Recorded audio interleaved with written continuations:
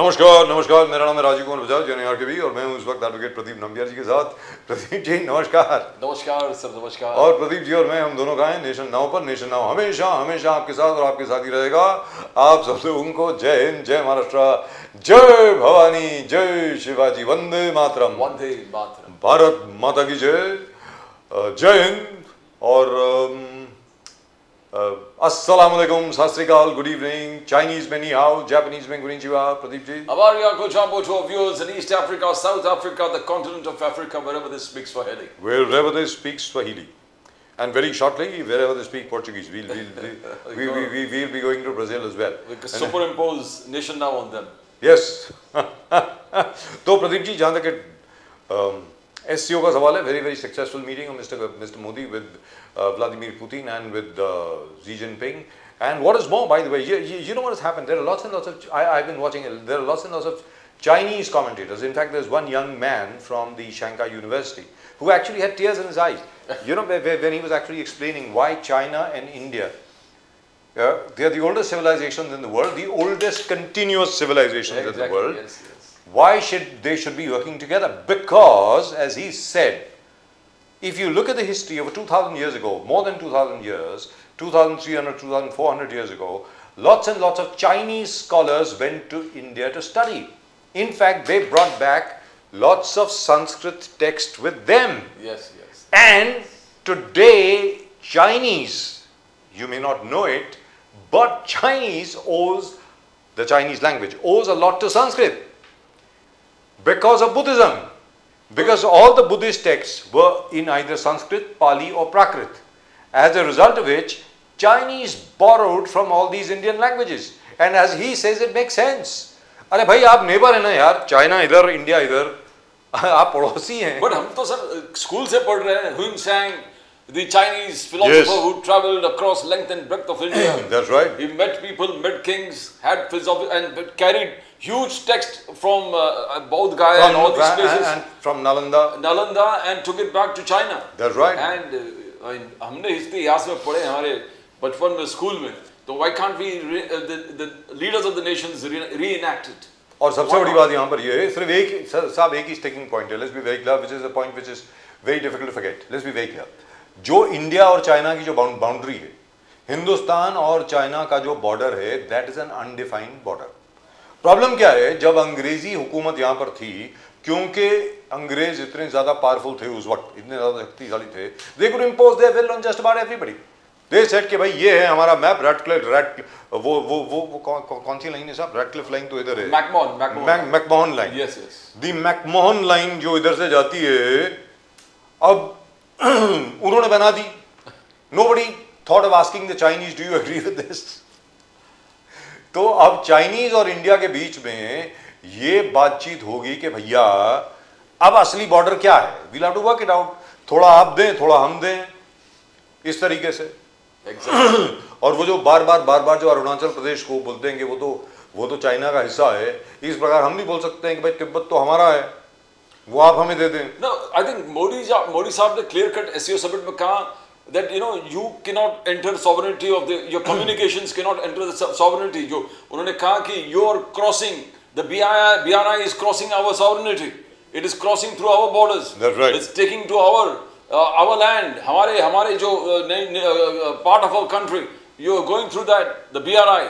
So he said very clear terms. I think some things Prime Minister Modi ne kaha, these are not acceptable. There's no compromise on these issues. The Belt and Road Initiative. Yes. Belt and Road Initiative, BRI. He says it's security, connectivity, opportunity sab hai, but connectivity cannot bypass sovereignty.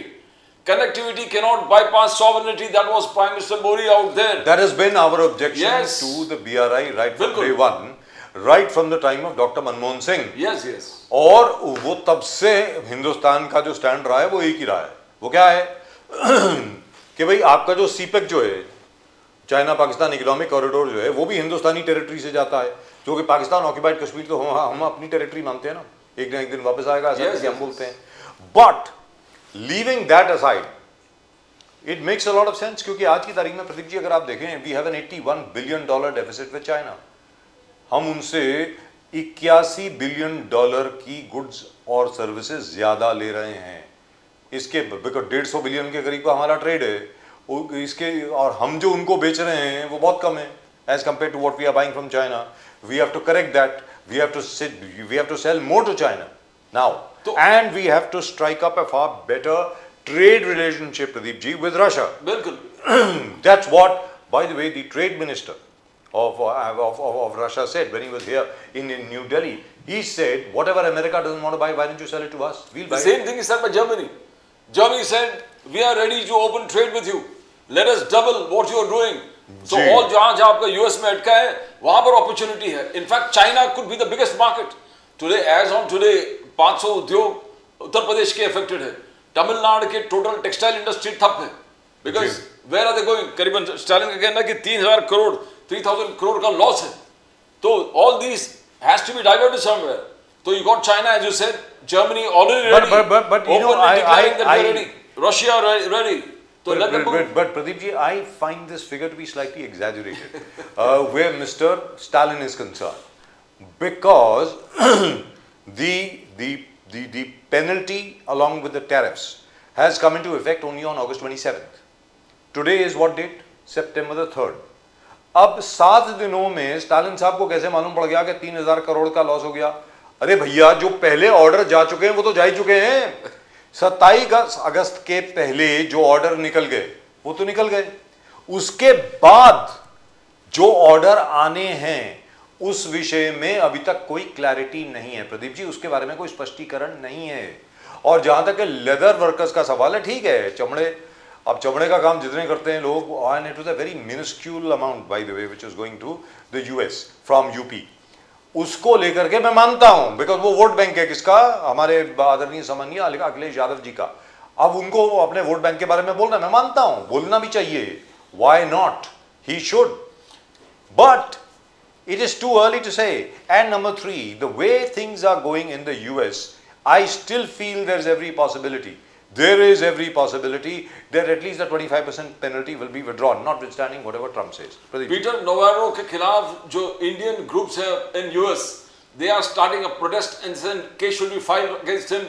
जो अलग-अलग comments, including the Brahmin comments. You're trying to create a caste divide. You're trying to say that the Brahmins are profiteering from Russian oil. So ये this kind of statements that is wild and bizarre for coming from responsible people from the US government. It's not acceptable. They said this is not right. Either you give proof about what you are saying. Which Brahmins have been profited from this Russian oil? So the Indian Hindu associations have come up in arms against them. And locally here, the Supreme Court has taken real cognizance of the governors blocking the bills of the state. This, I think, Mr. Gawai, the Chief Justice, said, can the Supreme Court remain idle?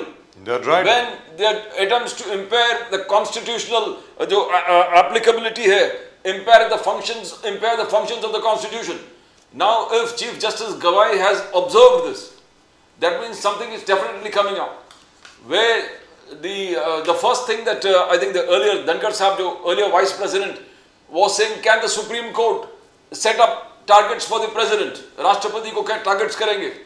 It is unconstitutional. That's what he said. It can't. The Supreme Court cannot set out. और जहाँ तक Peter Navarro का सवाल है, और जहाँ तक के पीटर नवारो साहब का सवाल है, जिसकी शक्ल आप अभी देख रहे हैं, ये 4 महीने जेल में रह के आ चुके हैं हजरत. By the way, he was in jail for 4 months for contempt of Congress. This gentleman, Peter Navarro. No. He was convicted and he was sent to jail. So the Hindu associations in US are up in arms.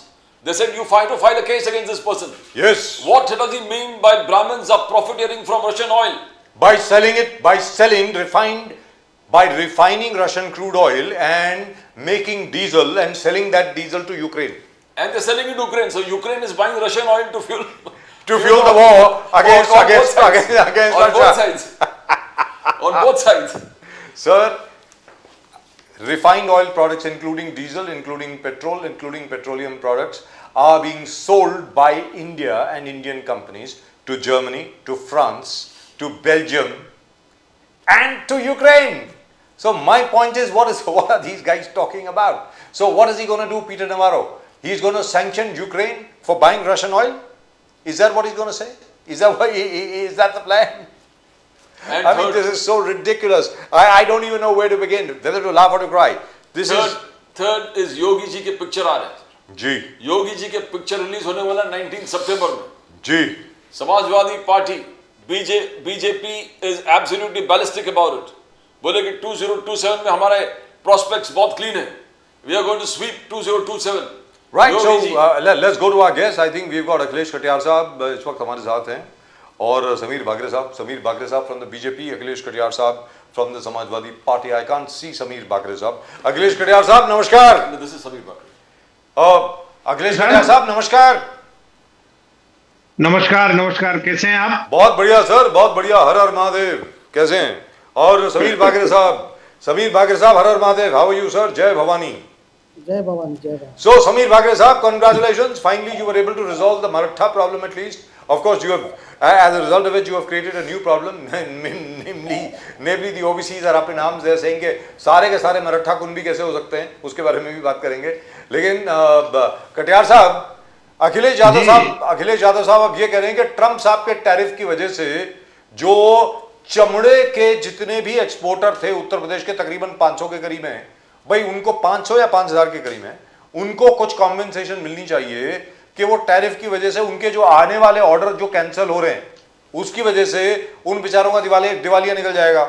या तो आप कोई और market ढूंढ के दीजिए उनको, या फिर सरकार ही उनके प्रोडक्ट खरीद ले और सरकार उनके प्रोडक्ट खरीद करके वो सरकार ही एक्सपोर्ट करे, या कुछ ऐसा करे। कटियार साहब आप इसके बारे में जरा बताएं प्लीज। राजू साहब, हर सरकार की एक नैतिक जिम्मेदारी होती है कि अपने नागरिकों का हित, भविष्य सुरक्षित करे, उन्हें असुरक्षित ना महसूस होने दे। ये मोदी जी का क्या मामला रहा है ट्रंप साहब के साथ, क्योंकि ये ट्रंप ने जो दंड स्वरूप जो टैरिफ लगाए, टैरिफ दंड जो है उसकी कीमत आम नागरिक क्यों चुकाए राजू साहब? और अगर विपरीत परिस्थिति खड़ी हो गई है, ये देश की जो सरकार है ये अगर उन सब मसलों को हल नहीं कर पाई है, तो क्या व्यापारियों को अधर में छोड़ दिया जाए? उनके पास हजारों मजदूर है, उनके बच्चों का भविष्य है, बना पड़ा हुआ माल है, अभी तो जाएगा नहीं क्योंकि वहां के बायर उसे खरीदेंगे नहीं, उतना महंगा बेच नहीं सकते हम। तो सरकार का तो ये माननीय अखिलेश यादव जी के बयान से पहले सरकार का बयान आना चाहिए कि जो लेदर एक्सपोर्टर्स हैं, जो टेक्सटाइल के लोग हैं, जो ज्वेलरी में काम करने वाले लोग हैं, जो सेक्टर ये टेरिफ से जो प्रभावित हुए हैं, उनके साथ सरकार खड़ी है और विपरीत परिस्थितियों में सरकार उनका साथ नहीं छोड़ेगी। लेकिन ये सरकार है, इनकी संख्या तो बहुत थोड़ी है। यहां करोड़ों की संख्या में जो किसान है उसको खाद नहीं मिलेगी तो छोड़ देते हैं, बाढ़ आ जाए तो उनके गांव छोड़ देते हैं। सरकार तो साथ से लूटने के लिए है। ये वेलफेयर स्टेट नहीं रह गया भारत में। जब किसी भी देश के शासक का नजरिया राजीव साहब फायदे और नुकसान में बदल जाए, वो उसका नजरिया हो जाए फायदा नुकसान देखने लगे, जब सही और गलत को छोड़ के फायदे नुकसान की तरफ आप जाएंगे, तो वेलफेयर स्टेट जो है, जो कॉन्स्टिट्यूशन की जो राय थी, वो तो खत्म हो जाती है। लेकिन अखिलेश साहब आपने एक चीज कही, एक छोटी सी चीज आपसे पूछना चाहता हूं, फिर आप अपनी बात खत्म करें सर। सॉरी आपको इंटरप्ट कर रहा हूं। क्या है कि फार्मर्स का जहां तक सवाल है सर, पहली बार ऐसा हुआ है उत्तर प्रदेश में कि मोटर्स के लिए, ट्यूबवेल्स के लिए बिजली सुबह आ रही है। सुबह मतलब डे लाइट आवर्स में the government is sending electricity at subsidised rate. पहली बार बिजली मिल रही है फार्मर्स को। आप कह रहे हैं फार्मर्स के लिए सरकार कुछ कर नहीं रही है, बताएं सर कटियार साहब। राजीव साहब, आपने उत्तर प्रदेश में लखनऊ में किसानों पे लाठियां बजाई है सरकार ने, जो यूरिया और डीएपी मांग रहे थे। धान की जो फसल आती है, ये बरसात का सीजन है, धान की फसल है, और धान की फसल में यूरिया 2 से 3 बार डाली जाती है। यूरिया ब्लैक में बेच रहे हैं, आप किसानों को नहीं दे रहे हैं। उन्हीं के नेता, उनके छोटे कार्यकर्ता, उनके पास जाइए, 100 रुपए बढ़ा के दीजिए, यूरिया ले लीजिए आप। तो ये सरकार काला बाजारी पे उतारू है, और इनका तो फंडा है आपदा में अवसर तलाशो। यही तो कहते थे ना मोदी जी कि आपदा में अवसर तलाशो, जरूरत है तो एक इंजेक्शन जो 200 रुपए का उसे 20,000 में बेच दो। तो सरकार को छोड़िए राजीव साहब, यहाँ तो लुटेरों के साथ बेलगाम छोड़ दिया है। जितना मर्जी जनता का खून चूस सकते हो चूस लो, और उसका कुछ हिस्सा हमको दान कर दो। कटियार साहब 2027 में आपको और भी तकलीफ है। योगी साहब ने डेवलपमेंट एजेंडा खुलकर आज भी उन्होंने 2 एक्सपोर्ट और इलेक्ट्रॉनिक पॉलिसीज को अनलीश कर दिया, जिसमें और आगे जाके वर्ल्ड ट्रेड फेयर में 80 कंट्रीज सहभाग हो रहा है, जो यूपी के प्रोडक्ट पूरे वर्ल्ड मार्केट में आप यहां से एक्सपोर्ट कर पाएंगे। और तीसरा प्रॉब्लम यही है कि पिक्चर आ गया है, योगी जी के पिक्चर 19 सितंबर को रिलीज होगा, आपको बहुत तकलीफ होने वाले है। योगी जी का पिक्चर है Ajay the untold story of Yogi, Ajay the untold story of Yogi. तो ये सब कॉम्बिनेशन आपको 2027 में बहुत भयंकर तकलीफ में पहुंचाने वाले हैं। क्या करेंगे आप कटियार साहब? मैं प्रदीप नम्बियार बोल रहा हूं। हाँ जी प्रदीप साहब, मुझे नाम याद है आपका। नामबियार साहब, उत्तर प्रदेश की जनता के साथ जिस तरीके के हालात इस सरकार ने लाके खड़े कर दिए हैं, बरसात जो बाढ़ का मामला है, कहीं पे कोई राहत और सामग्री का मामला नहीं है, किसानों के साथ कोई वो नहीं है, रोजगार जो बेरोजगारी चरम पे घूम रही, वहां कोई सरकार का योगदान। पिक्चर बनाइए और पिक्चर दिखाइए और सारे राज्य को बाबा बना दीजिए, और क्या करेंगे योगी जी?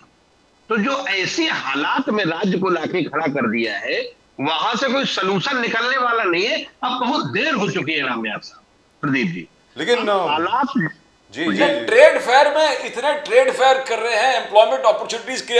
आज ही उन्होंने export policy, electronic policies, UP को ग्लोबल हब बनाने के लिए इतने सारे पॉलिसीज चेंजेस किए, इफेक्ट कर दिए।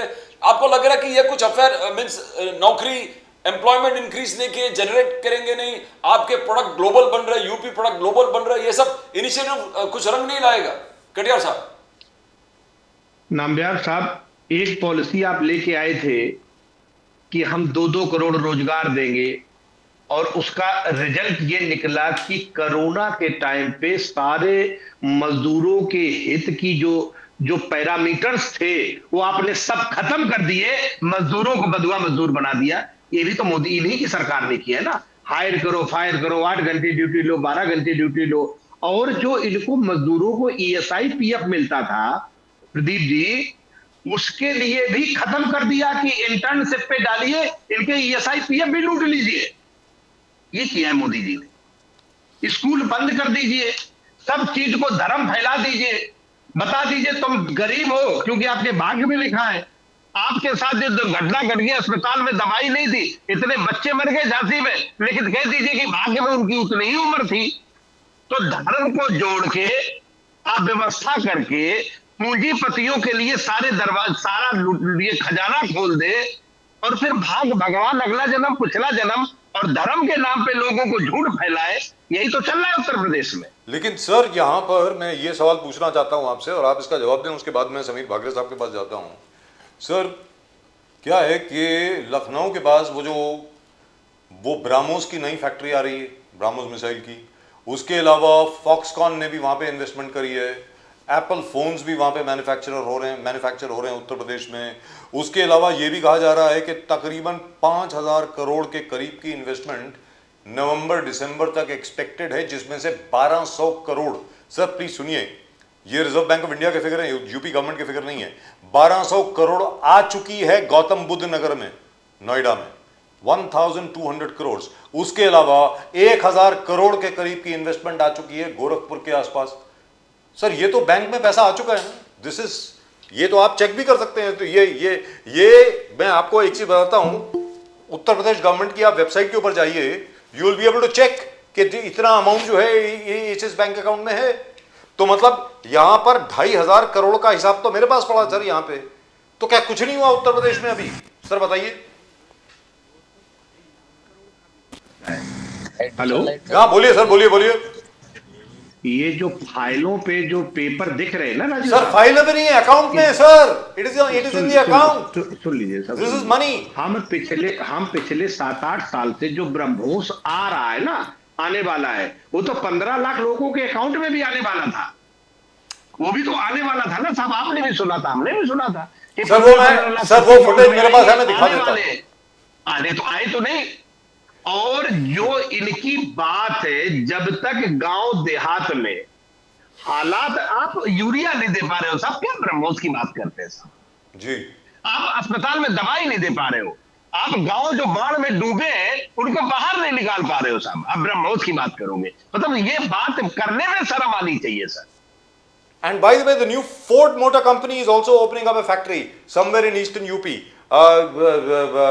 समीर भागरे साहब, सुनने में ये आया है that the Ford Motor Company is coming back in a very big way to India in spite of Mr. Trump, and they have selected Uttar Pradesh as their destination.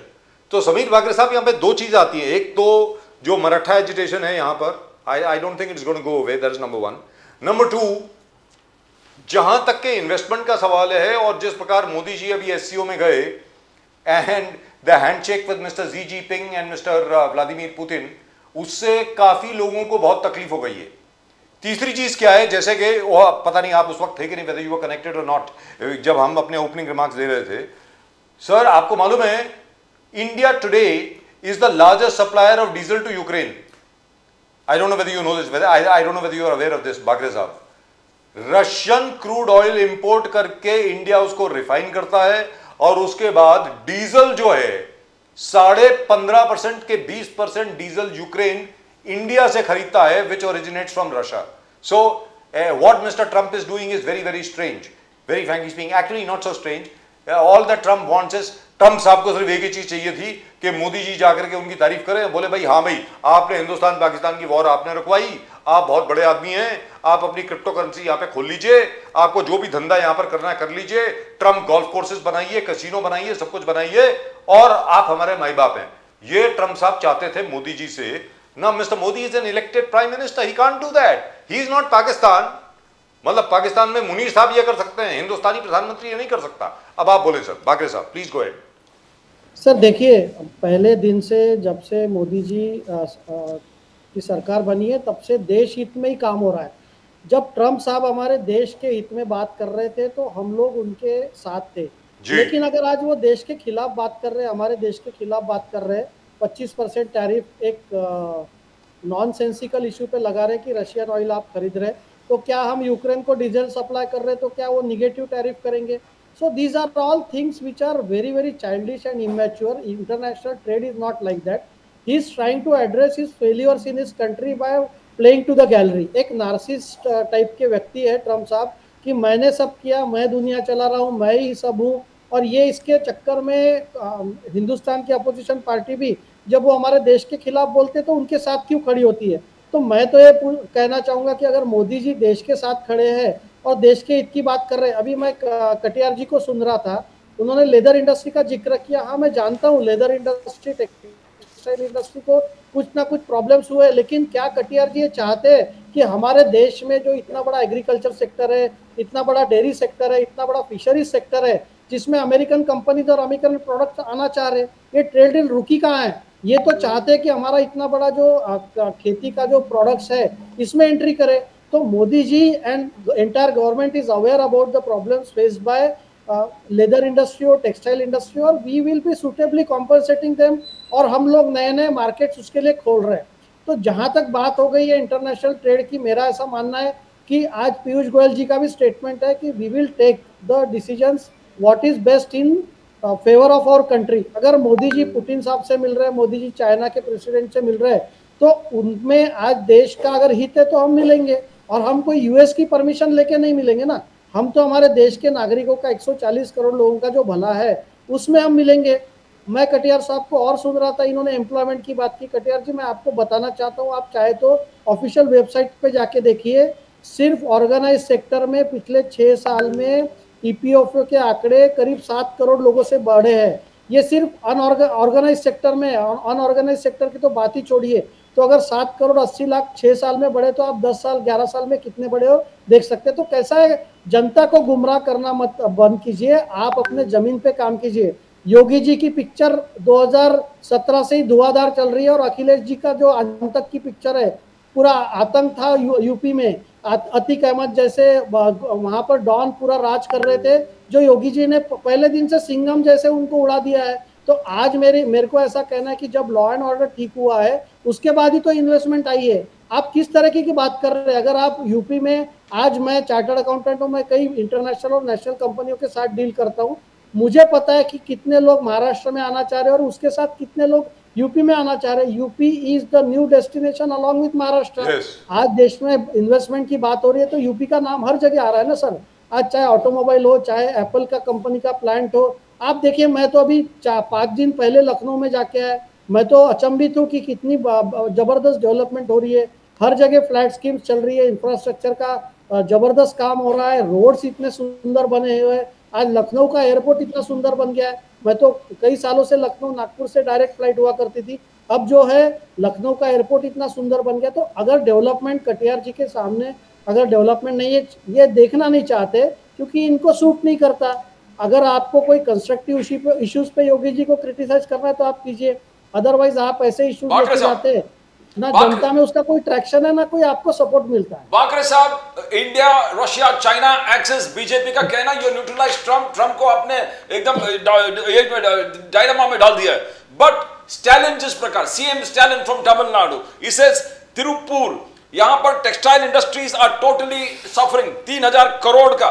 he said the prime minister is a विश्व गुरु। आपने आपको BJP and beliefs अ विश्व गुरु, आपको तुरंत relief पहुंचाना पड़ेगा affected industries को, work on relief. He says have a dialogue with Trump, Trump से डायलॉग कीजिए, अब तुरंत सब चीज बंद मत कीजिए।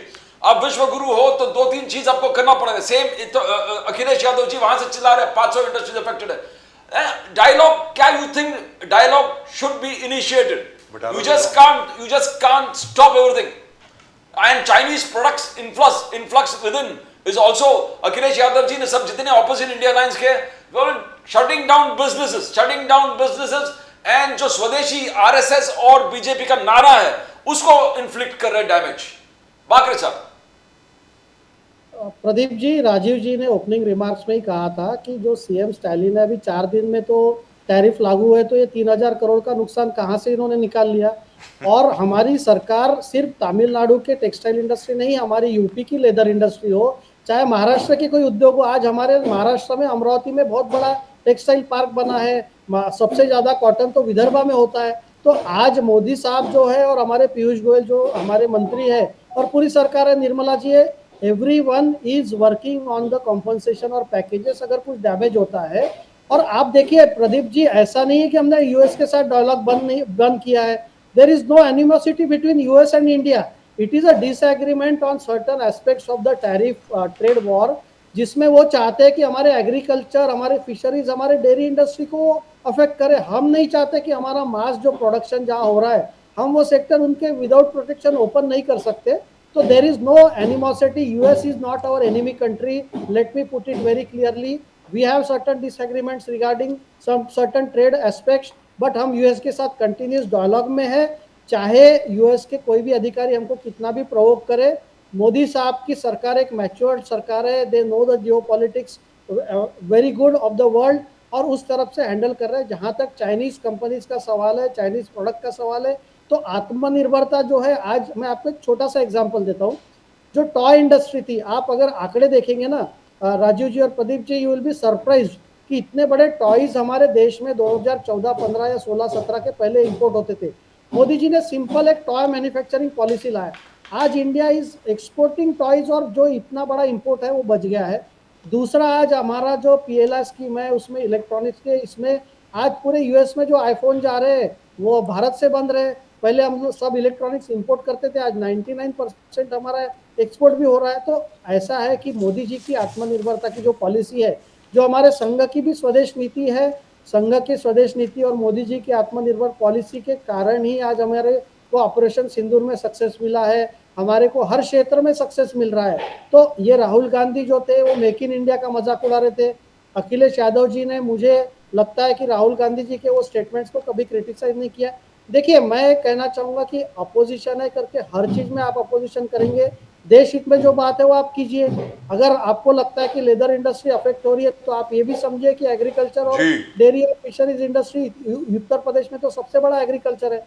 तो कटियार जी को समझना पड़ेगा, अपोजिशन को समझना पड़ेगा। And dairy sir, dairy, don't forget dairy.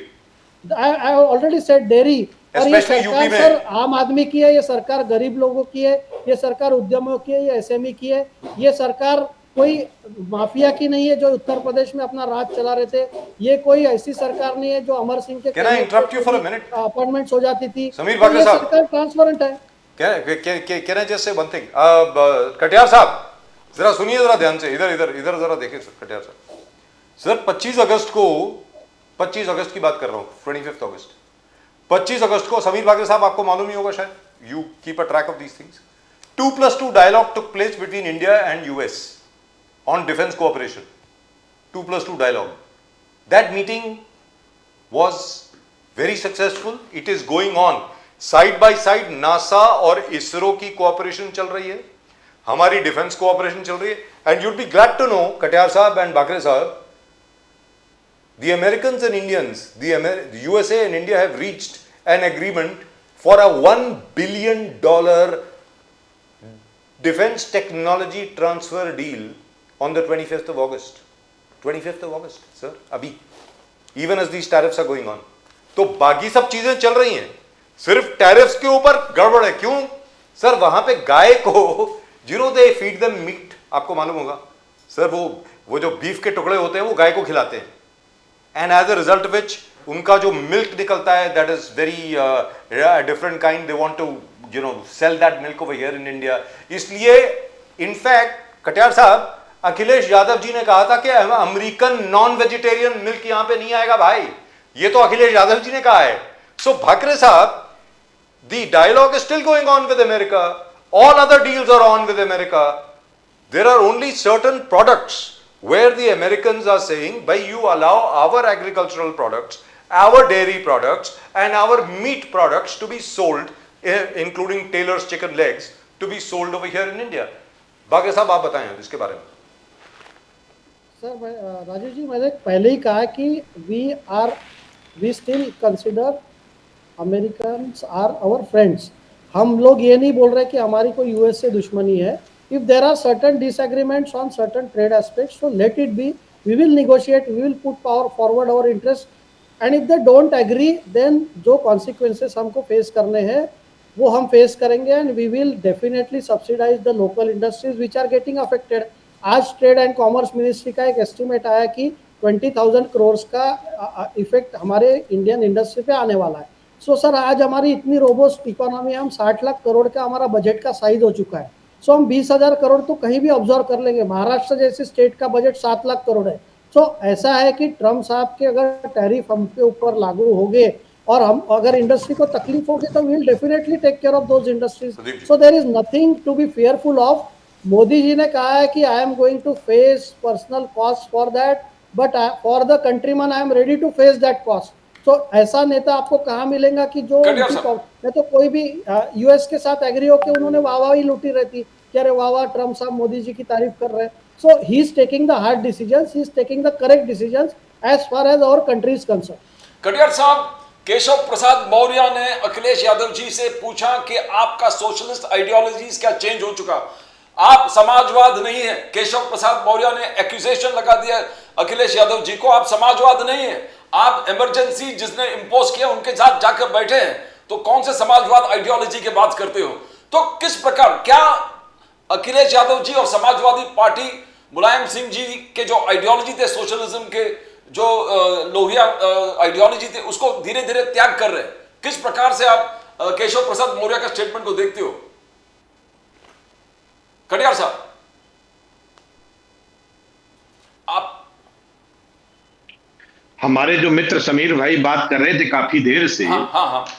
और राजीव जी ने जो बोला कि ये जो इतनी डील हुई है 25 अगस्त को अमेरिका के साथ जी, और इतना व्यापार, इतना भरोसा, और अमेरिका हमारा दोस्त है।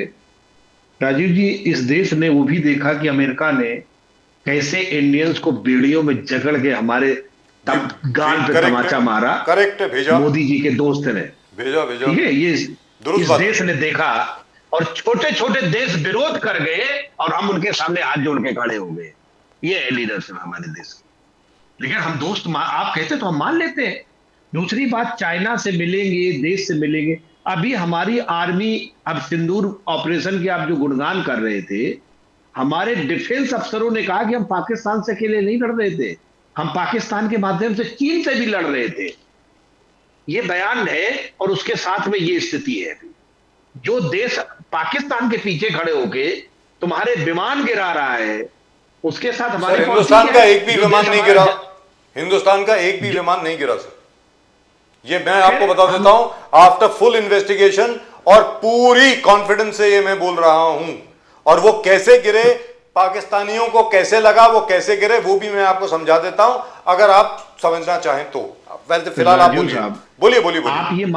आप ये मानते भारत की सेना ने ये जवाब दिया कि हम पाकिस्तान से नहीं, हम चीन से लड़ रहे थे? करेक्ट जवाब है, एब्सोल्युटली करेक्ट, करेक्ट, दुरुस्त बात। और इस परिस्थिति में जहां भी लड़ाई के अभी जो हमारे शहीद हैं, उनकी भी नाक ठंडी नहीं हुई जी।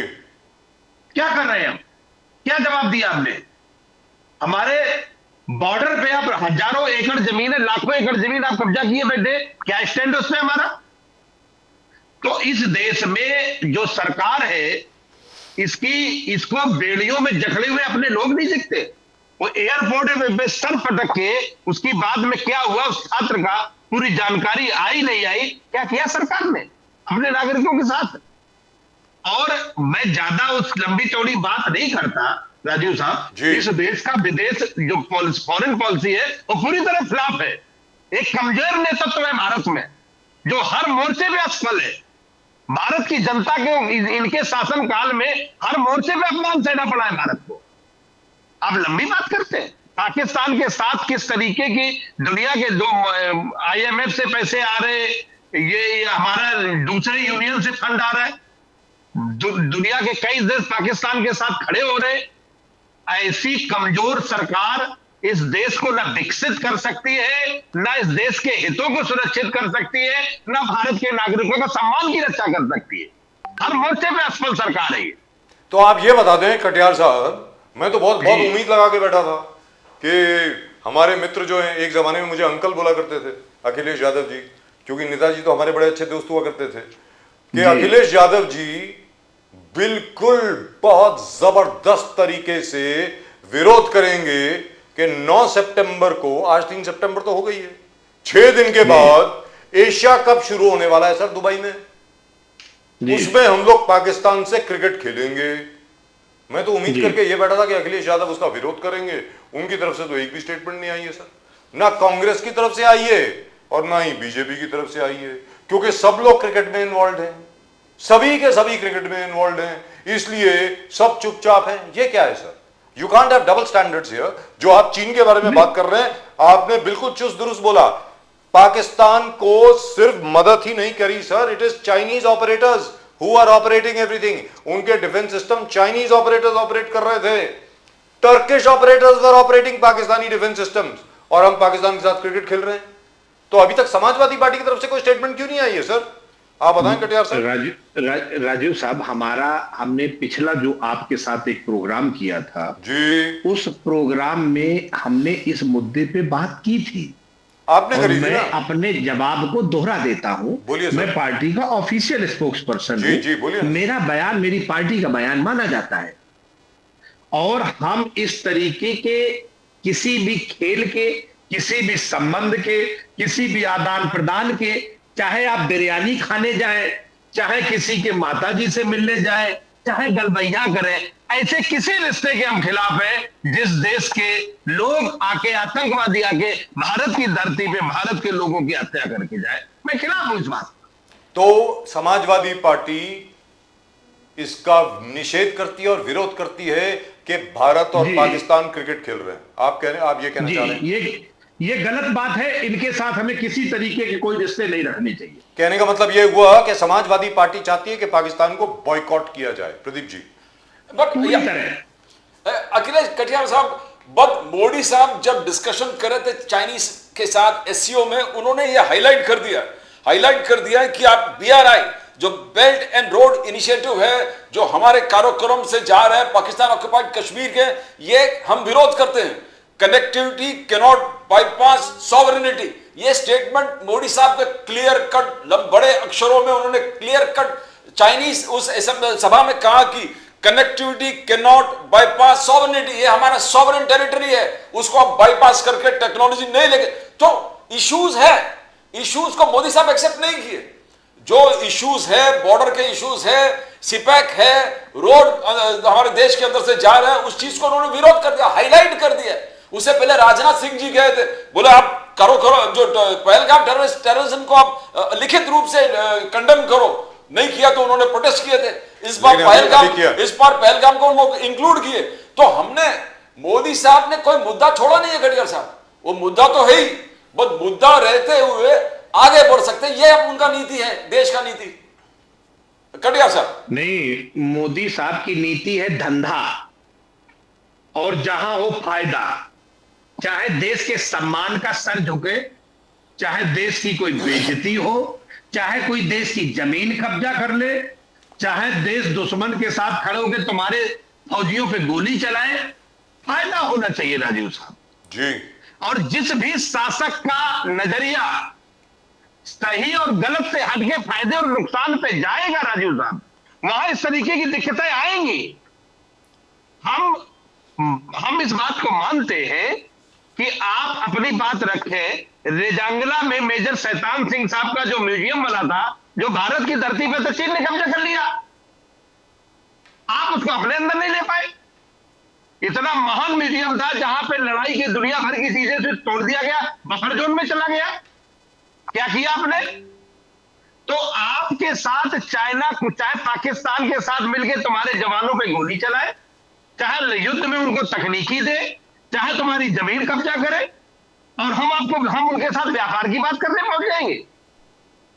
सर व्यापार तो करना ही पड़ेगा। मुलायम सिंह जी ने कहा था कि पाकिस्तान से ज्यादा चाइना से दूरी रहने की जरूरत है।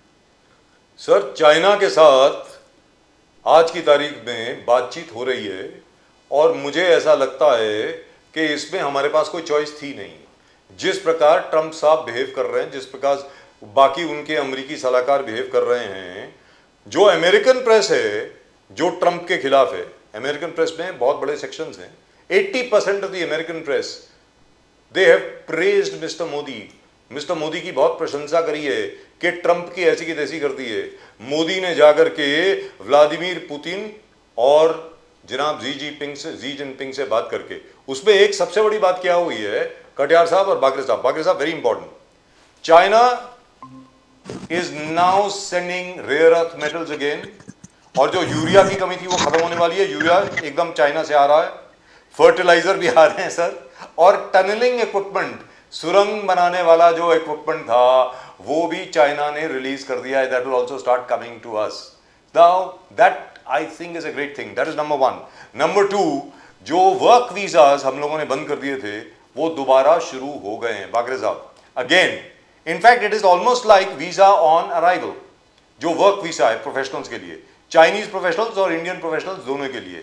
और तीसरी चीज, जो अभी ट्रेड मिनिस्टर आए थे रशिया के, उन्होंने कहा कि साहब देखिए जो आपकी गुड्स अमेरिकन्स रिफ्यूज कर रहे हैं, जिन्होंने जिस पर 50% टैरिफ लगा दिए हैं, वो आप रशिया को बेचिए ना, we are ready to buy. This is exactly what Germany has said, this is what France has said. So you have alternative markets. Bakre sahab sir मैं आपको वही बताना चाह रहा हूँ कि जो वर्ल्ड है वो आज बहुत बड़ी मार्केट हो चुकी है। ब्रिक्स एक बहुत बड़ा फोरम हो चुका है जहाँ पर Indian products are doing well. China is a big market for our country in terms of certain products.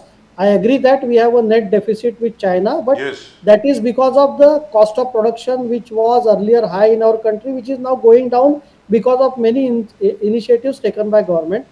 तो ऐसा है कि आज रशिया एक बड़ा मार्केट है, चाइना एक बड़ा मार्केट है, ब्राजील एक बड़ा मार्केट है, साउथ अफ्रीका एक बड़ा मार्केट है।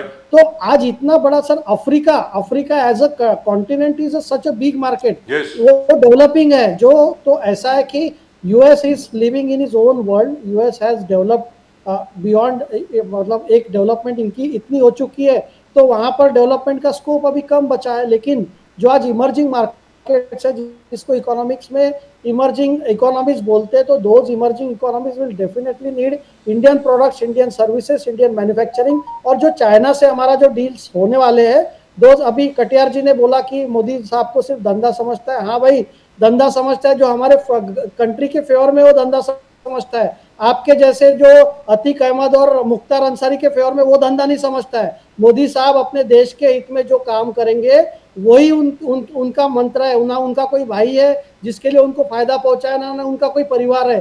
तो योगी जी भी वैसे ही है। तो you are dealing with two people in our country who are selflessly working for the country. तो आज एक पूरी भारत में जो मैन्युफैक्चरिंग मेक इन इंडिया के इनिशिएटिव के तहत हो रही है, उसके कारण एक्सपोर्ट्स के मार्केट हर जगह हमको खुलने वाले। And तो by the मेरा way, ऐसा मानना है कि आज हमको यूएस का जो tariff and bye the way, Hello?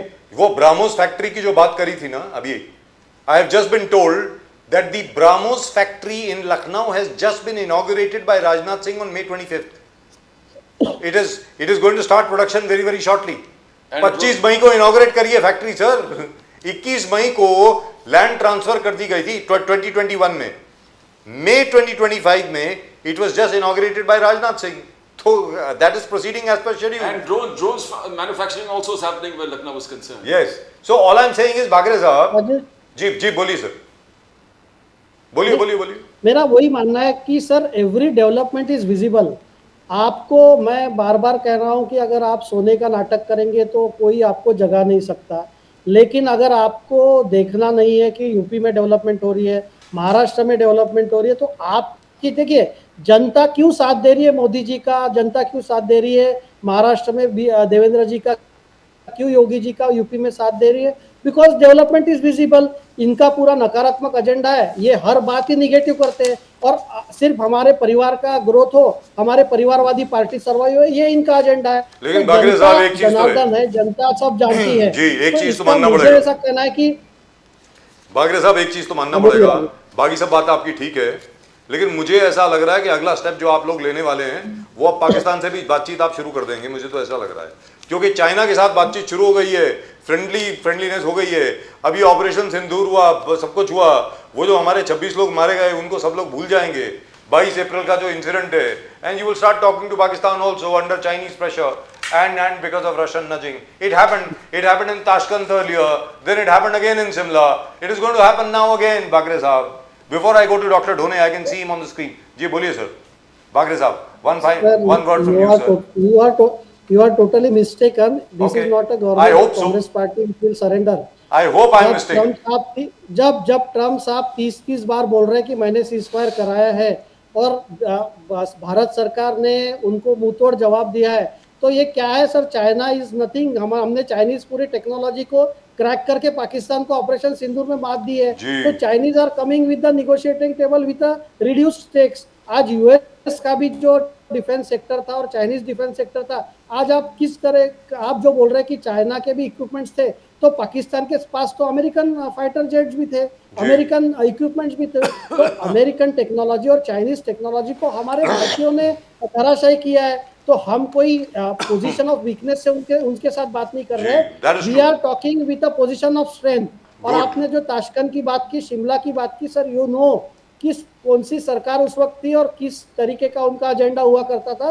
ये मोदी सरकार है, ये भारत के हित में जो रहेगा वो काम करेगी। Wonderful. चाहे फिर दुनिया की आलोचना बाकरे साहब, आलोचना तो हो ही रहा है, आलोचना तो हो रहे हैं। आप कह रहे थे कि ट्रम्प पाकिस्तान और इंडिया को सेम पेडेस्टल पे खड़ा रख के बात कर रहे हैं, मगर अखिलेश यादव जी और राहुल गांधी जी, कांग्रेस यही कह रहा है।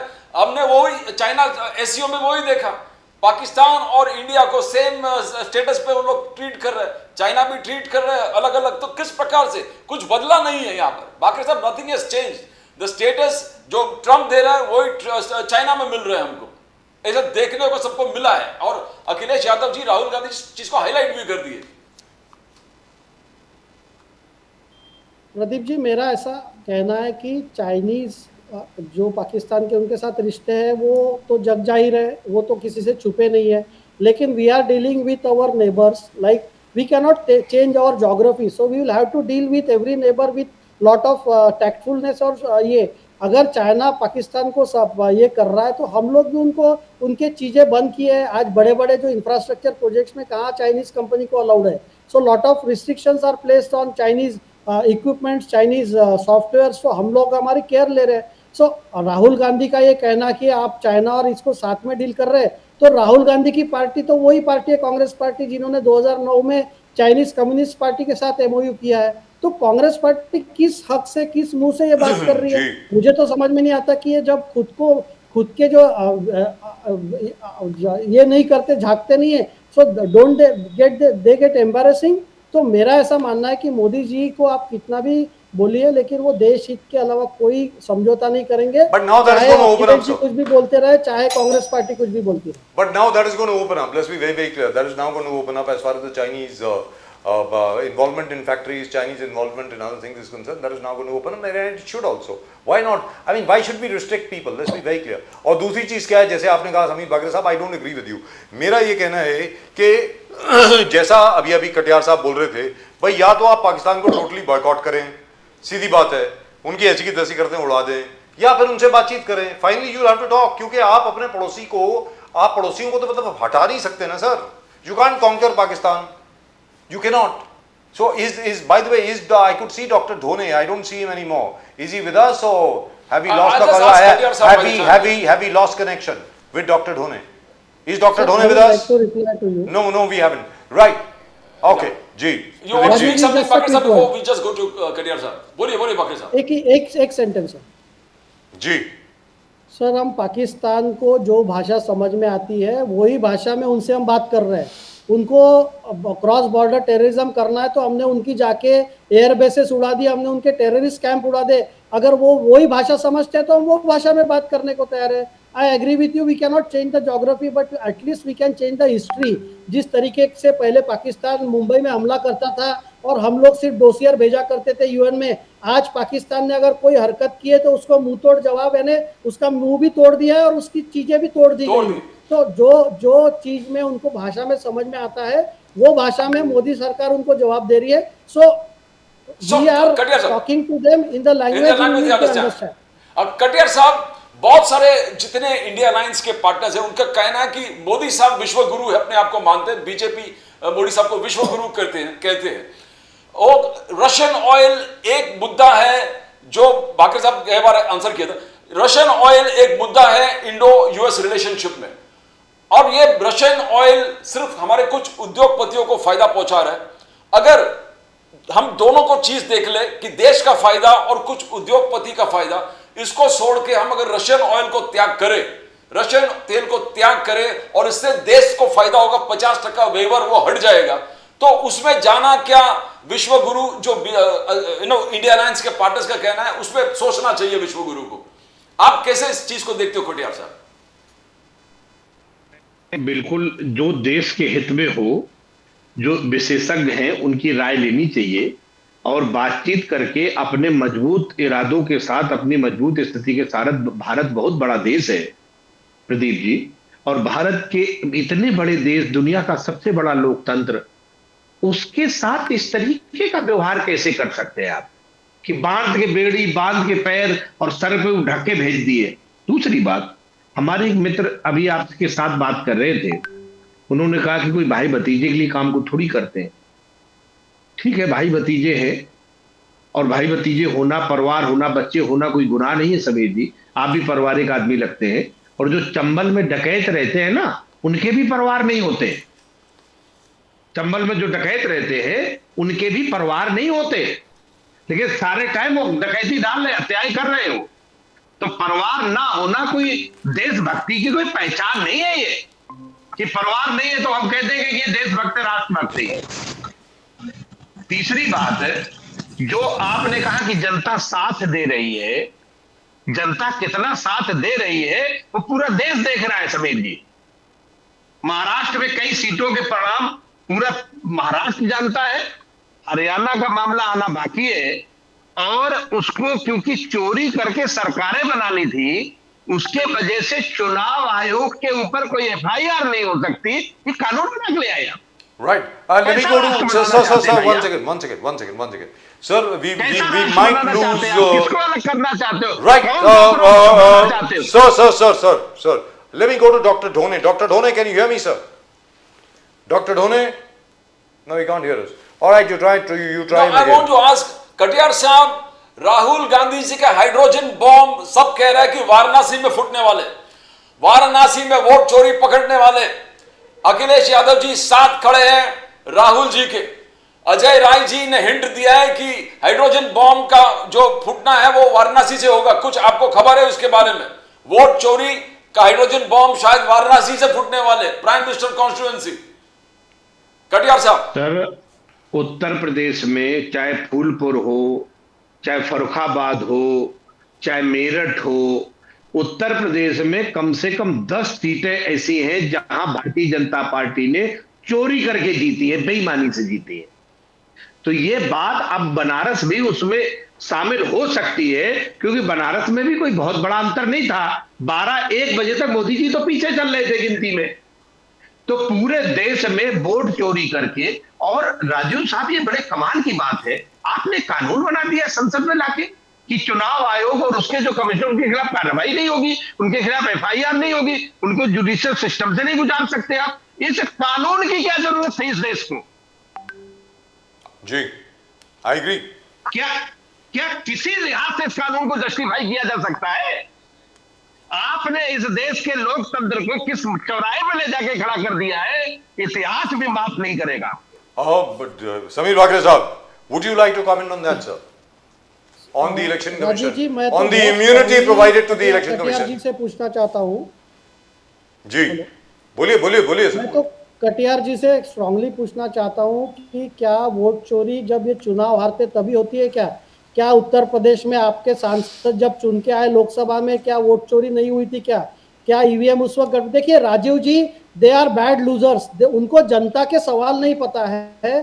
पहले इन्होंने ईवीएम के बारे में हल्ला मचा के देखा, ना जनता ने उसको सर आंखों पे बिठाया, ना कोर्ट्स में इन्होंने कोई प्रूव कर पाया कि ईवीएम में गड़बड़ होती है। अब ये नया शगुफा लेके आया कि हम वोट चोरी होती है। अरे महाराष्ट्र की आप कटियार जी बात कर रहे हैं, 24 दिसंबर 2024 को इलेक्शन कमीशन ने कांग्रेस पार्टी को 60 पेज का एक लेटर लिखा था जिसमें हर चीज का उन्होंने एक्सप्लेनेशन दिया। उसके बाद कांग्रेस पार्टी चुप हो गई। उन्होंने बोला कि नागपुर में देवेंद्र जी फडणवीस के कॉन्स्टिट्यूंसी में 25,000 वोट बढ़े इसलिए वो जीते। अरे भाई, देवेंद्र जी के बाजू में जो पश्चिम की कॉन्स्टिट्यूंसी और दूसरी कॉन्स्टिट्यूंसी उसमें 30,000 मत बढ़े, उसमें कांग्रेस पार्टी जीती है। तो ऐसा जो है, जनता के सवाल नहीं समझना है जनता का। इनको जनता बिल्कुल सीरियस नहीं लेती, इसलिए इन्होंने अभी ये नया वोट चोरी का लाया। देखिए राजीव जी, प्रदीप जी, मैं इनको चैलेंज करता हूँ, अगर ये वोट चोरी है तो आप कोर्ट में क्यों नहीं जाते? आप इलेक्शन कमीशन के पास क्यों ऑफिशियल कंप्लेंट नहीं देते? आपको प्रेस कॉन्फ्रेंस करके लोगों को, जनता को भटकाना है। और बिहार की हार इनकी सीधी दिख रही है, ये कवर फायर दे रहे हैं अपने बिहार की हार को। और आने वाले उत्तर प्रदेश के चुनाव जो 2027 में, इसमें समाजवादी पार्टी की करारी हार होने वाली है। इसलिए अभी से ये ग्राउंड बना रहे, क्योंकि कांग्रेस पार्टी में और समाजवादी पार्टी में कोई, इनके पार्टी की जो फैमिली है, समाजवादी में स्वर्गीय मुलायम सिंह जी की फैमिली के अखिलेश यादव जी पे कोई नेतृत्व पे सवाल ना खड़ा करे और राहुल गांधी पे सवाल ना खड़ा करे, इसलिए जनता को बहला रहे कि भाई हम तो, हमारे वजह से नहीं आ रहे, हम तो वोट चोरी से आ रहे। कटियार जी, आपसे एक सीधा सवाल, आप अगर वोट चोरी है तो आप सुप्रीम कोर्ट में क्यों नहीं जाते? आप हाईकोर्ट में क्यों नहीं जाते? आप पुलिस कंप्लेंट क्यों नहीं करते? आप इलेक्शन कमीशन की क्यों कंप्लेंट करते? ये जाके प्रेस कॉन्फ्रेंस कर रहे हैं, लोगों को बहका रहे। यू आर क्रिएटिंग सर, देखिए इनकी आइडियोलॉजी क्या है कि पहले संस्थानों के ऊपर सवाल खड़ा करो, जो बांग्लादेश में हुआ, जो पाकिस्तान में हुआ था, जो श्रीलंका में हुआ। तो ये चाहते हैं कि ऐसी कोई क्रांति हो कि चुनी हुई सरकार को हम लोगों को, युवकों को बहकाए और चुनी हुई सरकार के खिलाफ उसको बहकाए। So this is a classic copybook case of creating a revolution which is against democratic institutions of the country. Election commission हो, सुप्रीम कोर्ट हो, हाई कोर्ट हो, पुलिस की व्यवस्था हो, इनको कोई संस्थाओं पे विश्वास नहीं है। सिर्फ भैया ना खाता ना बही, अखिलेश यादव कहे वही सही, ऐसा नहीं होता है। कटियार साहब, आप इंस्टीट्यूशंस को अटैक कर रहे हो। कटियार साहब समझेगा, बाकरे साहब ने एक्यूज किया, आप इंस्टीट्यूशंस को जानबूझकर अटैक कर रहे हो। आपने इलेक्शन कमीशन को अटैक कर दिया, आपने कहा जुगाड़ कमीशन है। ये इलेक्शन कमीशन ही जुगाड़ कमीशन। कहां कटियार साहब, व्हाई अटैकिंग इंस्टीट्यूशंस? नामबिहार साहब, आपके हम मुक्ताई नगर विधानसभा है, चंद्रकांत निम्बा पाटिल का केस पता है ना आपको? बिल्कुल। मुंबई हाई कोर्ट के औरंगाबाद बेंच में केस था। मतलब समीर भाई, हम झूठ भी बोले तो कम से कम थोड़ा लिहाज तो करें। कटियार जी, महाराष्ट्र की बात मुंबई बता रहा हूं हाईकोर्ट आपको ने मैं। महाराष्ट्र के चुनाव ये को महाराष्ट्र लेके की बात है। औरंगाबाद बेंच पिटीशन में क्या डिसमिस हुआ की है, था? सुप्रीम कोर्ट ने पिटीशन कोर्ट में नहीं गया मामला डिसमिस ये। की है। मतलब अरे हम आप कम कुछ से भी कम बात बैठ कर के रहे हैं, गलत बात इतने कर रहे बड़े हैं। अपना प्रोग्राम में इतने CSDS का जो बेशर्मी से डेटा तो झूठ है नहीं बोले वो कम से भी कम। झूठा है, उन्होंने अपना और वापस दूसरी सब कुछ बात, दिया है। बलराम हर दत्तात्रेय पाटिल जी स्टेटमेंट का हर गलत है। जो आप पनवेल जाइए ना, विधानसभा कोर्ट में का जाइए ना, था, प्रूफ जिसमें कीजिए। 27,000 डुप्लीकेट वोट पकड़े गए, उसकी जानकारी नहीं है आपको? तो आप कम से कम इस चैनल पे बैठ के, राजीव जी हम इतनी झूठ बात तो नहीं बोले। क्या किया चुनाव आयोग ने? और जब ये और दूसरी चीज औरंगाबाद क्या बेंच में है, गए तो कोर्ट ने क्या आपने किया वहां कंप्लेंट पे? की क्या कटियार जी? आपकी कंप्लेंट कहाँ है? सर 17,980 क्या कंप्लेंट complaint कर है? चुके हैं बागरे साहब। ये बात तो बोलने ऑन बैठ रिकॉर्ड गए आप यहाँ है। पे? अरे कटियार साहब, आप ही की बात बोल रहा सर, हूँ, एक every second. Complaint is with जी। Address, don't try to belittle the institution. Sir ऐसा नहीं होता है, ये 17,000 कांग्रेस पार्टी और इसकी फैमिली का राज नहीं है सर ये देश में संस्थाएं हैं। 17,980 अगर कंप्लेंट्स। आपका एड्रेस नहीं होता, you can go to the court sir. Samir Bagre sahab, there are 17,980 complaints filed over the last 7 years by the Samajwadi Party, और उनके सिर्फ 7 कंप्लेंट का अभी तक जवाब आया है। Affidavit sir, with affidavit, with full court documents. बात है, every district sir, every district collector has replied on the tweets. Every district collector के आप ट्वीट्स देखिए, इन्होंने हर tweet- कंप्लेंट का ब्यौरा दिया। ये झूठ फैला रहे सर, ये झूठ फैला रहे। इन्होंने ना इतनी कंप्लेंट की है और इतनी पेंडिंग अगर रहे ऐसा। सर आपको क्या लगता है, देश यानी क्या कोर्ट है या कोई व्यवस्था नहीं है क्या? कोई कोर्ट में high court will take it very Right, so let me go across to Katiyar साहब। छोटी चीज हाईकोर्ट से, कटियार साहब, let them go to the court. जी। ये 18,000 तकरीबन कंप्लेंट जो है, शिकायतें जो आपने, जो जी। अखिलेश यादव जी ने पार्लियामेंट के बाहर खड़े होकर लोगों को कॉपीज दी थी उनकी, ये झूठ है क्या जी सर? नहीं साहब, बिल्कुल वो जायज है। और आप उत्तर प्रदेश को भी छोड़ दे, आपके महाराष्ट्र में 43,000 डुप्लीकेट वोट के लिए चंद्रकांत निम्बा पाटिल जी ने मुक्ताई नगर विधानसभा के जो थे उन्होंने दिए कोर्ट में। उसमें क्या फैसला आया भाई? तो ये सब बातें पब्लिक डोमेन में है, पूरा देश जानता है। और इलेक्शन कमीशन को इसीलिए इन्होंने बचाया है क्योंकि जब ये सारी पोल खुलेगी तो पहले ही उसे कवर दे दिया है कि उसके खिलाफ आप एफआईआर नहीं कर सकते, कटियार साहब लीगल प्रोसीडिंग नहीं कर सकते आप भाई। थोड़ा क्लैरिफाई कर देता हूं। अंबेडकर जी गए थे कोर्ट में, तो वहां पर कोर्ट ने उसको डिसमिस कर दिया था। बॉम्बे हाई कोर्ट में अंबेडकर, प्रकाश अंबेडकर जी गए थे पिटीशन फाइल करने वाला। जो आप केस कोर्ट कर रहे हो डुप्लीकेट वोटर्स का, तो बॉम्बे हाई कोर्ट ने कहा कि अगर दोनों जगह दोनों पार्ट में सेम नाम है तो उसको डिलीट कीजिए। उसको फ्रॉड करके बोला नहीं था, बोला कि एरर है कि दोनों जगह 4 जगह सेम नाम, वो डिस्प्लेस गए, वो ट्रांसफर हो गए, दूसरे पार्ट में रहने के लिए गए और दोनों जगह उनका नाम। तो ऐसे केसेस, बट इलेक्टोरल फ्रॉड करके शायद बोला नहीं उसको। कटियार साहब, बलराम प्रदीप साहब, बलराम दत्तात्रेय पाटिल साहब ने मांगा कि आपके यहां जो वोट पड़े हैं उसकी लिस्ट दे दो। ये पनवेल विधानसभा का, रायगढ़ जिले की बात बता रहा हूं आपको मैं। जब चुनाव आयोग ने उन्हें कोई डिटेल नहीं दी तो जो बूथ पे वोट पड़ते हैं वहां हर पार्टी का एजेंट होता है, वो टिक करता है कितने वोट पड़े। वो 6 महीने से 8 महीने तक पाटिल साहब ने एक एक बूथ से वो वोटिंग की टिक वाला पेपर निकाल के करीब 25,000 डुप्लीकेट वोट का सामने रख दिया चुनाव आयोग के। क्या काम किया चुनाव आयोग ने उससे भाई? इस देश का लोकतंत्र लूट दिया है, अपने मजाक बना दिया है भारत के लोकतंत्र को। तो कहने का मतलब ये हुआ कि अभी चुनाव आयोग से विपक्ष का विश्वास जो है वो उठ गया है, कहने का मतलब ये हुआ। पूरी तरह उठ गया है राजीव साहब। तो अभी काशी में शायद जनाब, बनारस में जनाब राहुल गांधी साहब अपना हाइड्रोजन बम फोड़ने वाले हैं, ऐसा उन्होंने कहा है। पवन खेड़ा साहब को एक नोटिस भी गया इलेक्शन कमीशन द्वारा। बागरे साहब, पवन खेड़ा साहब ने यह कहा कि प्रधानमंत्री जी भी हार चुके थे, वहां पर वोट चोरी हुई है जिसकी वजह से वो जीते, ऐसा उन्होंने कहा है। बागरे साहब कुछ कहना चाहेंगे इसके बारे में?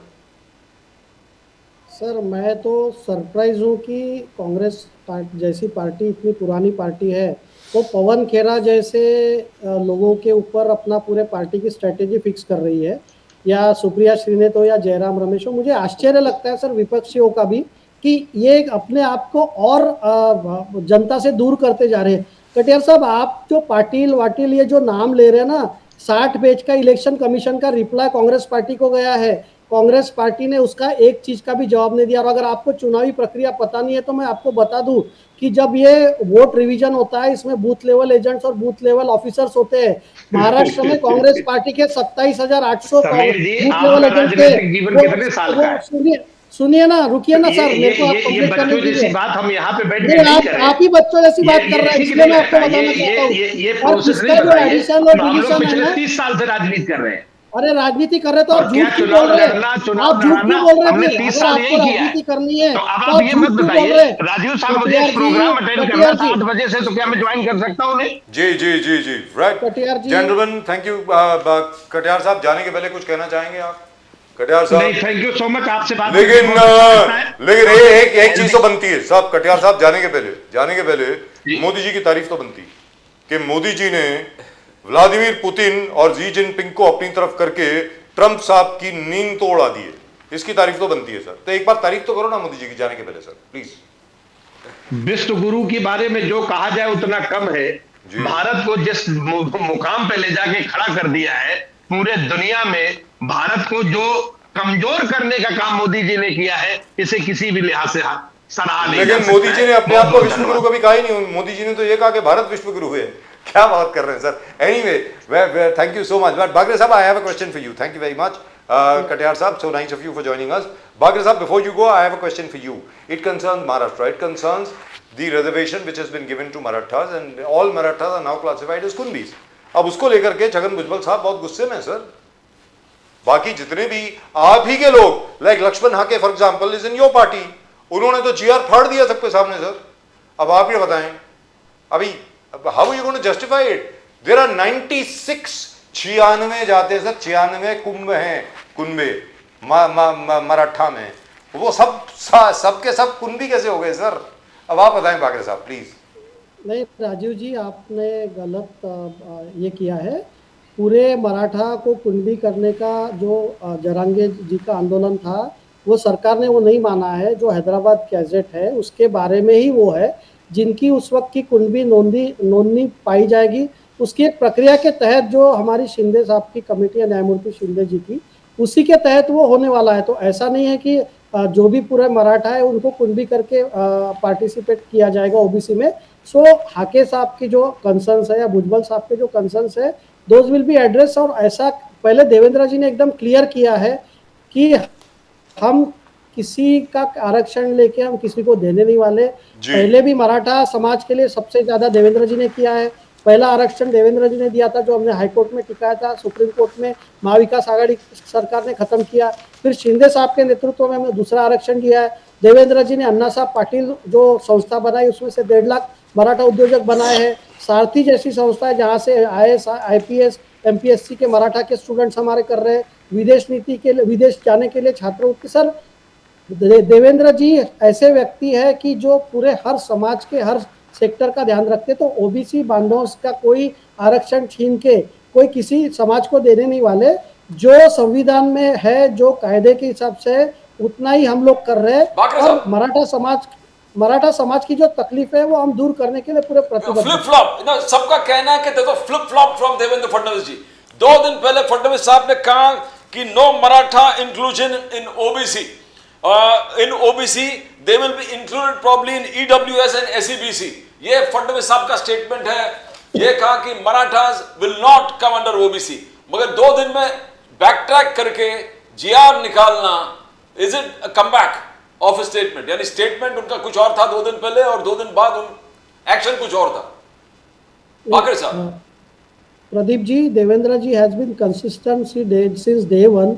उन्होंने ये कहा था कि ओबीसी का आरक्षण हम किसी को नहीं, उसमें मराठा समाज को उसमें सरसकट कुंभी हम नहीं बना सकते। जो कुंभी मराठा और जो कुंभी करके मराठाओं की नोंद है वो गैजेट में, उसको एक प्रक्रिया के तहत, इसके पहले भी वो हुआ है, ऐसा नहीं कि नहीं हुआ है। तो जो मराठा जिनकी नोंद कुंभी करके मिलेगी, उनका ही सिर्फ सम्मिलित किया जाएगा। और उसकी एक प्रक्रिया, उनको जाति का प्रमाण पत्र लेना पड़ेगा। तो ऐसा नहीं है कि पूरे, और मराठा समाज को सर आज के डेट में मैं आपके इसके लिए बता दूं कि 10% reservation is still existing for Maratha समाज। आज के डेट में वो कोर्ट में सब्जुडाइज है, लेकिन कोर्ट ने उसके ऊपर कोई रोक नहीं लगाई है। सो 10% जो आज आरक्षण है उसमें मराठा समाज को फायदा मिल रहा है, रिक्रूटमेंट हो रही है, एजुकेशन इंस्टीट्यूशन में फायदा हो रहा है। और मैं ऐसा कहना चाहूंगा कि अगर सही में रिजर्वेशन का डिटेल में देखें तो आज जो शिंदे साहब और देवेंद्र जी ने किया हुआ है ये सबसे ज्यादा फायदेमंद मराठा समाज के लिए है। लेकिन अगर मनोज जरांगे जी चाहते हैं कि हमारा ये भी तरीके से हो तो वेरीफाई करके जो कॉन्स्टिट्यूशन में रहेगा वही हम कंप्लीट करेंगे sir. So, sir, why is it that Mr. Jarangi Patil, because I know for a fact, let's be very clear, in the first term of, and this is for our viewers, and I've said this again and again, Devendra Fadnavis Sahab in his first term, he is the first chief minister in decades to complete his full term. उन्होंने जो मराठा आरक्षण दिया था, Bombay high court had ruled for it. They had said it's absolutely legal. उसके बाद MVA की सरकार आई, and the funny part is, sir, they were not able to translate the annexures in the Supreme Court. Supreme Court said कि इसकी translation कहाँ है, और अनुवाद को लेकर के केस को उड़ा दिया गया. मतलब this is so funny. I can't find anything more ridiculous than this. उसके बावजूद मनोज जरंगे पाटिल साहब बार बार देवेंद्र फडणवीस को क्यों अटैक करते हैं? क्या है ये बाकरे साहब? Please enlighten us, because as you said Fadnavis साहब has worked very hard for the Maratha community. बोलिए सर. देखिए राजीव जी, मनोज जरांगे जी जो देवेंद्र जी के ऊपर क्रिटिसिज्म करते हैं ही, वो उसका जवाब तो वही दे सकते हैं। लेकिन अगर सुप्रीम कोर्ट में महाविकास आघाड़ी के वक्त जो देवेंद्र जी ने आरक्षण दिया था वो टिक नहीं पाया तो उसकी अकाउंटेबिलिटी महाविकास आघाड़ी की है। दूसरी बात ऐसी है कि अगर जरंगे जी बोल रहे हैं हमको कि आप ओबीसी में से मराठा आरक्षण दीजिए, तो क्या शरद पवार साहब की पार्टी, क्या कांग्रेस पार्टी, क्या उद्धव ठाकरे साहब की पार्टी ने एक स्टेटमेंट दिया है? तो आज सर देखिए ये कैसा है, देवेंद्र जी सत्ता में है, उनके ऊपर आप ना करप्शन का आरोप कर सकते हैं, ना एडमिनिस्ट्रेशन में कोई ढिलाई का आरोप कर सकते हैं, ना लॉ एंड ऑर्डर का कर सकते हैं, ना इंडस्ट्रियल या डेवलपमेंट का कर सकते हैं। तो आप एक व्यक्ति को, जाति को ही लेकर आरोप कर सकते हैं। तो देवेंद्र जी ने हमेशा कहा है कि history always remembers people who work for the society. History ये नहीं याद रखती कि किसने किसको गाली दिया। तो मनोज जरांगे साहब ने अगर कुछ गाली दिया है, so it shows what his person is about. I don't want to comment on his anger और ये देवेंद्र, लेकिन ये देवेंद्र उनके कंधे पे रख के कौन बंदूक चला रहा है? आप जैसे सर सीजन जर्नलिस्ट को पता है कि देवेंद्र जी फडणवीस सीएम है, ये सबसे ज्यादा तकलीफ किसको होती है महाराष्ट्र में? तो भाग्य साहब, before we let you go, this is the biggest open secret in Maharashtra politics. अगर देवेंद्र जी को टारगेट करने में सबसे ज्यादा कौन रह सकता है आपको भी पता है। So he is playing politics in through mister Jarange. Unfortunately mister Jarange along with fighting for the Marathas, he is also sort of being used as a pawn in this battle against Mr. Fadnavis. But हम लोग उस पे नहीं जाते, we are seeing a larger picture। Maratha समाज के लिए जो अच्छा है सर हम करते जाएंगे। एक चलते चलते एक छोटी सी खबर है sir, I am sure you would love to know this, और हमारे सभी दर्शकों के लिए भी very good news indeed. Sir, Tim Cook, the CEO of Apple, has just announced all Apple 17 series phones, iPhone 17, all 100% of them for the entire world will be manufactured in India with the Tatas. This has just come.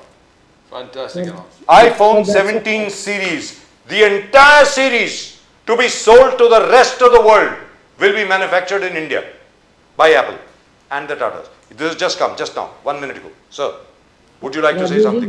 This is such a fantastic news and I congratulate our country, our countrymen for this wonderful achievement. जो बाहर से import हो रहा था अब हम export करने वाले हैं हर चीज यूएस की। मुझे ऐसा कहना है कि you may expect a tweet from mister Trump on his Truth Social handle and he will try to put mister Tim Cook in the corner and he will criticise him for sure and he will say कि because of this I will also take some action on India. So this is really becoming a laughing stock for Mr. Trump. So let's not go into that. I am happy that my country is getting benefited. In any event. And a very big and big name like Tatas are being partnering with Apple company. It's a Tata Group is our jewel in the crown. That's for right. The world. So I respect hugely what Tata legacy is. So we are very happy that they are being tying up with Tatas and taking this forward. लेकिन आज भी sir, आज भी आपके जाने के पहले एक छोटी सी चीज़ और एप्पल फोन्स के बारे में बता दें 71% जो एप्पल फोन बिकते हैं यूएसए में, 71%, 71%, they are all manufactured in India by the way. They are manufactured in India. 71% of all Apple phones being sold in the United States of America, including the one which Mr. Trump uses, is manufactured in India by the way. So I don't really know what Trump Saab is playing at. In any event, I personally feel all these, at least the penalty, 25% penalty, is, I'm sure, is soon going to be withdrawn. And there will be some sense also in the reciprocal tariffs. There is a rebellion within the Congress against Trump tariff. They say Yes. it's illegal. What is the Congress for? आप ही सब decision ले रहे तो हम किस लिए? What is We the are US elected Congress for? members. What is the Senate for? For what? And the courts have taken cognizance. The courts have taken the rebellion is pouring out there, and especially after India's stand, Bakri sir. और दूसरी चीज क्या है sir, जो reciprocal tariff है वो 25% से 10 या 15% पे आ जाएगा, और ये 25% जो पेनल्टी लगाई गई है, this will go very very shortly. मैं फिर बोल रहा हूँ 4 या 5 हफ्ते की बात है, उसके बाद गुड मॉर्निंग है, things will be back to normal. Right Bagre साहब, thank you very much for joining us. Great pleasure as always, and congratulations to everybody. Great move by Mr. Modi. And till today, I am so proud. Let me tell you this, I am so proud of the fact that Mr. Modi has not reacted to Mr. Trump at all. In spite of all the provocation, Modi साहब ने Trump साहब का नाम एक बार भी नहीं लिया और लेना भी नहीं चाहिए. Thank you so much, sir. Namaskar. Namaskar. Thank you. Well, that's just about it. Very sadly, we could not connect with Mr. Dhone and Dr. Dhone, and therefore we could not have the proper discussion, a stimulating discussion, especially on Maratha reservation. Especially on Bhujbal's stand and We'll Atal's try. stand. We shall try to get him again tomorrow. कल जरूर हम धोनी साहब को जरूर लेकर के आएंगे. And I've been wanting to show that speech of Mr. Modi. अभी भी मतलब again the opportunity got lost. We'll show it again tomorrow. कि बार-बार ये लोग जो बोलते हैं ना 15 लाख रुपए हर एक के अकाउंट में आ जाएंगे, मोदी साहब ने कभी नहीं कहा यार. मोदी साहब ने ये कहा कि मान लीजिए स्विस बैंकों में जो पूरा भारत का काला धन पड़ा हुआ है, अगर वो भारत वापस आ जाए तो हो सकता है कि एक एक बंदे के अकाउंट में 15 लाख रुपए भी आ सकते हैं.